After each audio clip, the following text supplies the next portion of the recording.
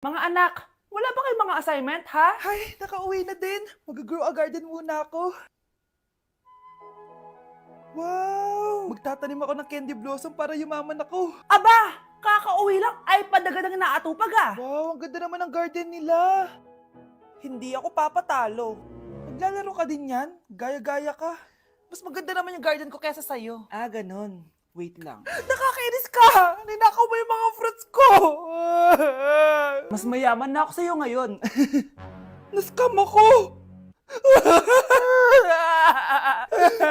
Ayun na nga ba yung sinasabi ko eh. Manda kayong dalawa sa akin, ha? Kukunin ko muna to. Mag-aaway pa ka sa grow a garden na yan. Ba't di kaya kayo mag-grow a garden sa labas? Ayan ang grow a garden na gusto ko. Kung gusto nyo pa bumalik to, tapusin nyo yan, ha? Ah, sige po, Nay.